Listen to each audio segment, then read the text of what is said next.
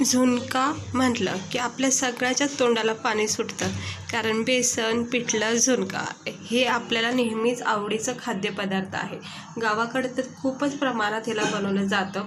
तर आज मी तुम्हाला खूप छान सिंपल प्रोसेसने मस्तपैकी असं लाल मिरची पावडर टाकून हे झुणका म्हणजेच पिठलं करून दाखवणार आहे. खायला इतकं चवदार टेस्टी लागतं आणि बनवायला सुद्धा खूप कमी वेळात तयार होतं. तर चला बघूया याला बनवायची कृती. तर इकडे पॅनमध्ये तेल तापत ठेवायचं. थोडंसं तेल रोजच्यापेक्षा 1-1.5 चमचा जास्त टाकायचं, कारण काय छान असा मस्त फ्लेवर येतो, म्हणजे चांगलं मोकळं पण होतं बेसन. आता याच्यामध्ये मी 2-4 कढीपत्त्याची पाने टाकलेत. त्यानंतर मी अर्धा 1 चमचा राई टाकते. राई गरजेची आहे. त्यानंतर इकडे तुम्ही जिरेसुद्धा टाकू शकता, नसेल तर हरकत नाही, पण राई मात्र हवी आहे. तर मी 1 चमचा राई टाकली आणि कढीपत्त्याची पानं आहेत. तडतडून झाले की लगेच आपण याच्यामध्ये 1 मोठा कांदा बारीक चिरून इथं वापरलेला आहे. पिठलं बेसन म्हणलं की कांद्याचा वापर चांगला करायचा, छान चव येते त्याने. आता मी 1 मोठ्या साईजचा कांदा बारीक चिरून घेतला आहे मस्त असा, आणि हे असं परतून घेते जोपर्यंत थोडासा कांदा याच्यामध्ये भाजून निघत नाही, चांगली फोडणीही तयार होत नाही. आपण याच्यामध्ये राई टाकलेत. जिरेसुद्धा तुम्ही राईसोबत टाकू शकता किंवा सिंपल जिरेसुद्धा टाकले तरी हरकत नाही. तर आता हे चांगला भाजून निघाला, थोडा परतून झालेला आहे. ह्या स्टेजवर आपण इकडे मसाले टाकायचे, बेसिक मसाले. जिकडे लाल मिरची पावडर आहे, लाल तिखट आवडीनुसार टाका, कमी जास्त. तर इकडे मी 2 चमचे लाल तिखट टाकलेलं आहे. त्यानंतर अर्धा चमचा हळद टाकलेली आहे. त्यानंतर आपण इथे टाकणार आहोत धना पावडर, अर्धा चमच्याच्याच अंदाजाने धना पावडर टाकून घेतलं आहे. आणि आता आपण टाकणार आहोत गरम मसाला. हे जे पिठलं आहे ना, बेसन आपण जे पण बोलतो, हे तुम्ही हिरव्या मिरचीचं सुद्धा करू शकता. हिरवी मिरची थोडीशी अद्रक लसूण सोबत कुटून घ्यायची आणि मग ह्या स्टेजवर टाकायची.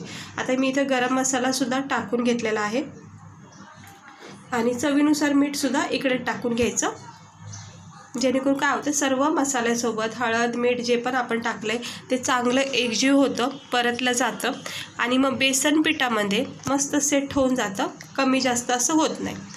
हे असं मंद आचेवर परतून घ्यायचं, हाय फ्लेम नाही करायची, नाही तर काय होतं, मसाले आपले सगळे जळले जातील आणि मग कडवट फ्लेवर तयार होतो. त्यामुळे मंद आचेवर मसाले, कधीही कोणतीही रेसिपी असली तरी ज्यावेळेस आपण मसाले परतून घेतो ना, त्यावेळेस मंदच गॅस ठेवायचा. आणि मग त्यानंतर आपण याच्यामध्ये 1 मोठा ग्लास, जितकं क्वांटिटी तुम्हाला करायची त्यानुसार तुम्ही इकडे पाणी वापरायचं. मी इकडे 1 मोठा ग्लास पाणी वापरले. थोडीशी याच्यामध्ये किंचित हळद टाकते. हळद गरम मसाला तुम्ही असा थोडासा वरून टाकला म्हणजे सगळं मिक्स झाल्याच्या नंतर तर चांगला फ्लेवर येतो, म्हणजे रंगसुद्धा छान येतो. वरून थोडीशी कोथिंबीर टाकायची. आता बेसन पीठ वगैरे टाकल्याच्या नंतर जर कोथिंबीर टाकली ना तर ती व्यवस्थित सेट होत नाही, म्हणून अशीच रश्श्यामध्येच टाकून घ्यायची. ज्यावेळेस आपण उकळी द्यायला रस्सा ठेवतो ना, त्याच वेळेस सगळ्या गोष्टी टाकून घ्यायच्या.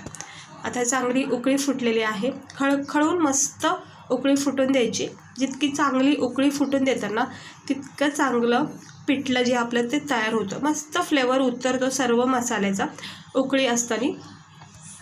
त्यामुळे आता मस्त याला उकळी येऊन देते. इकडे बघू शकता वर तरी किती छान सुंदर अशी आलेली आहे आणि उकळी व्यवस्थित फुटलेली आहे. थोडं अजून याला उकळी फुटून देते आणि मग याच्यामध्ये थोडं थोडं करून बेसन पीठ वापरायचं. इकडे मी अंदाजे अर्ध्या वाटीच्याच बेसन पीठ वापरणार आहे. आपल्याला जर जास्त क्वांटिटी करायची आहे तर जास्त बेसन पीठ तिकडे वापरू शकता.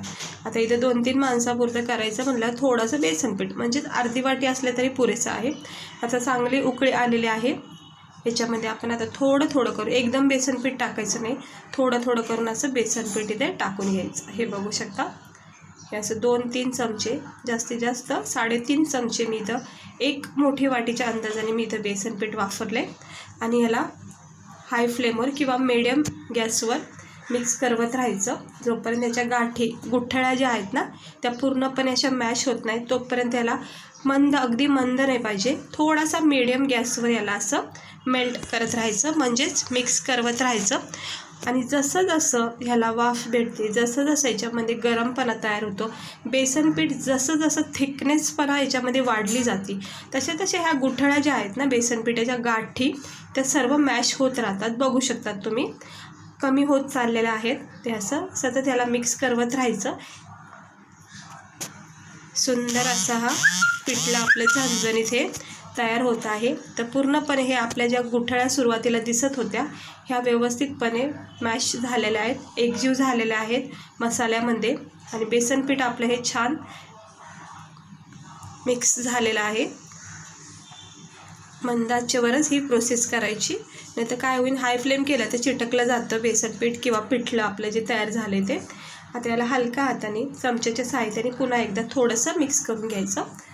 हे असं हलक्या हाताने मिक्स करायचं, म्हणजे काय होतं, उरल्या सुरल्या जे आपण गाठी असतात त्या पण मॅश होऊन जातात. हे थोडा कॅमेरा सेट करते आणि बघू शकता सुंदर असं हे गरमागरम आपलं हे झणझणीत हे पिठलं तयार झालं आहे. अगदी काही कमी वेळामध्ये तयार झालं आहे. हे असं थोडं थोडं याला मॅश करत राहायचं. जर वाटलं तुम्हाला गाठी याच्यामध्ये आहेत, उरल्या आहेत, तर ह्या अशा मॅश करून घ्यायच्या हलक्या हाताने. आणि याला तेल सुटेपर्यंत थोडंसं मंद आचेवर झाकण ठेवायचं. कोथिंबीर टाकायची बारीक चिरलेली, आपण सुरुवातीला पण रश्श्यावर टाकलेली आहे. आणि याच्यातसुद्धा थोडीशी टाकून घ्यायची. तर बघू शकता किती मस्त आपलं हे पिठलं वाटत आहे. हे असं हलक्या हाताने याला मिक्स करत राहायचं आहे. एकदम फास्ट प्रोसेस नाही करायची, हलक्या हाताने याला मिक्स करत राहायचे. आता कढाई, आता बेसन पीठ सुटलेलं आहे बघू शकता, कढाईला जास्त काही चिटकलेलं नाही आहे, म्हणजे आपलं परफेक्ट हे पिठलं झालेलं आहे. थंड करून तुम्हाला सर्व करून दाखवते. तर बघू शकता चमच्याला अजिबात, हे बघा बेसन पीठ अजिबात लागत नाही, पिठलं आपलं लागत नाही आहे, म्हणजे परफेक्ट आपलं हे झणझणीत झुणका बोला किंवा पिठलं तयार झालं आहे खाण्यासाठी. एवढं सुंदर दिसतंय, पाहता क्षणी भूक वाढली आहे, पाहता क्षणी तोंडाला पाणी सुटले. तर मस्त असं गरमागरम आज पिठल्याचा बेत केलेला आहे, भाकरीसोबत रोटीसोबत खूप छान लागतं. बाजरीच्या भाकरी आणि ज्वारीच्या भाकरीसोबत तर खूपच भारी लागतं. तर ही सिंपल प्रोसेसने हे पिठलं झणझणीत चमचमीत असं टेस्टी नक्की ट्राय करा. आणि आवडलं असेल तर लाईक करा, चॅनलला सबस्क्राईब करा. तर बघू शकता किती सुंदर असं हे आपलं पिठलं तयार झालं आहे. लाल मिरचीच्या पावडरने आपण केलेलं आहे. तर चला भेटते मी तुम्हाला पुढच्या व्हिडिओमध्ये. आजची रेसिपी आवडली असेल तर लाईक करा,